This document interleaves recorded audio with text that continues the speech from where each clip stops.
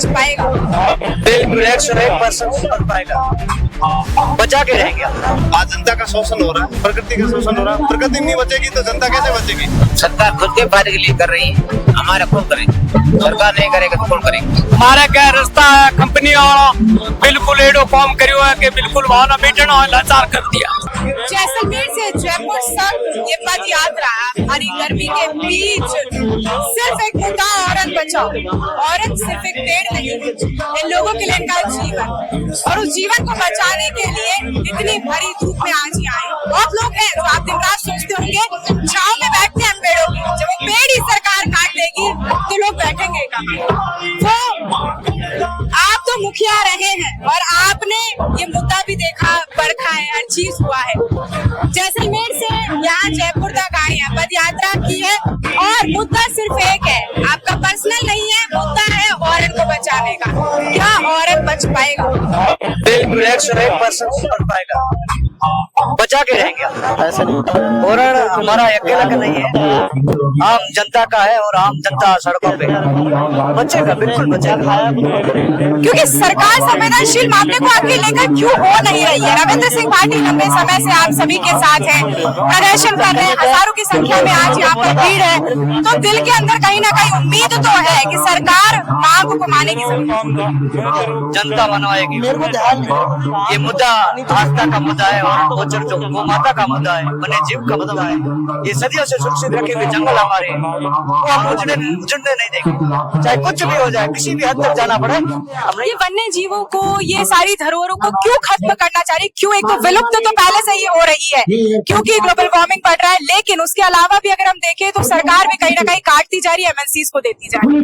ये बहुत घातक चीज है जनता के लिए। जनता अब जाग उठी है, अब नहीं इनको सहन करेगी। देखो आज 750 किलोमीटर वहाँ इंटरनेशनल बॉर्डर से यहाँ पैदल आए हैं, तो जनता जाग चुकी। जनता को भी सबक सिखाएगी, अगर मान लेगी तो ठीक है, नहीं तो जनता सड़क से सदन तक पूरी तैयार है और उठा के रहेंगे, और उनकी वोट से उनको चोट दिलाएगी। अगर समझ जाएगी तो ठीक है। जनता के द्वारा ये सरकार चुनी हुई है। आज जनता का शोषण हो रहा है, प्रकृति का शोषण हो रहा है। प्रकृति नहीं बचेगी तो जनता कैसे बचेगी? सरकार को क्या मंशा है?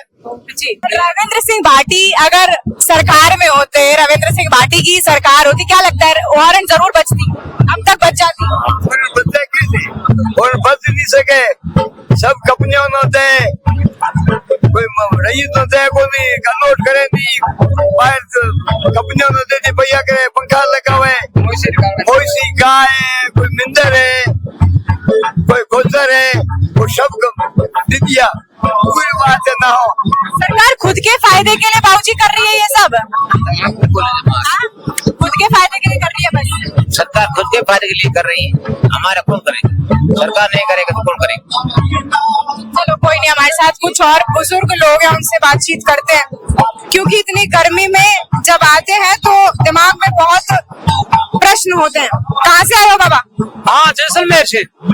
जैसलमेर से ठेठ जयपुर तक इतनी गर्मी में आए हो, पद यात्रा करते, परेशानी हुई रास्ते में? हाँ, परेशानी तो हुए, पर तू मारे की के और बचावन वास्ते गईयों रे कोई मारे क्या रास्ता है, कंपनी बिल्कुल एडो फॉर्म करियो है कि बिल्कुल वहाँ मीटन लाचार कर दिया। तो ये कारण है कि एक मुख्यमंत्री ने आके ये मांग करना है, और भोरे ये मांगा बहुत सारी परेशानी तो खूब है, कोई परेशानी।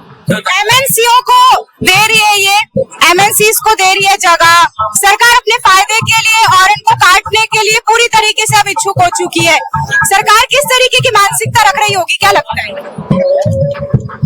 सरकार को बात करनी चाहिए। 3 महीने से जो है दौड़ माता चाहिए जयपुर तक पैदल यात्रा लेकर के हम यहाँ आए, और सरकार आज करके बैठी है। कंपनियों को जो है यहाँ पर टेबलों के ऊपर बैठ करके जमीन अलॉटमेंट कर रही है, वहाँ की फौरन चारा का गोचर गौ और वहाँ के वन्य जीव जितने भी है उनको रहने के लिए जगह नहीं रहेगी।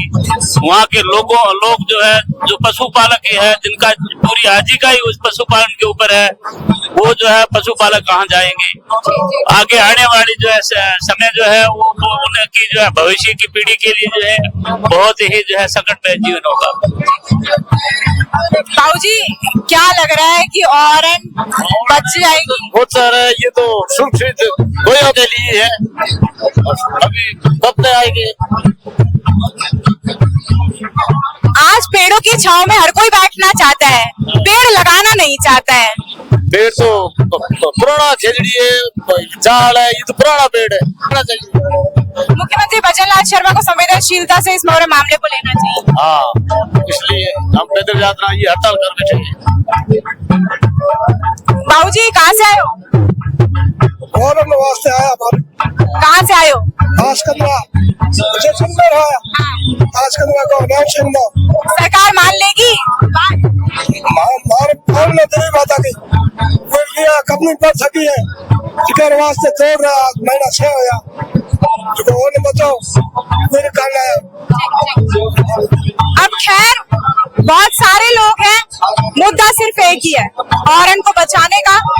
अब क्या औरन बच पाएगी, सवाल ये, क्योंकि रविंद्र सिंह भाटी ने काफी लंबे समय से इस पूरे मुद्दे को उठाया भी है, प्रदर्शन भी किया है। 3 महीने से लंबा सफर बीत गया है जब जैसलमेर से लेकर जयपुर तक की पैदल पद यात्रा निकाली गई। शुरुआत शायद 100, 200, 300 लोगों से हुई और सब आज हजारों से ज्यादा लोग इकट्ठे हो गए। अब खैर देखते हैं कि किस तरीके से औरन बचती है।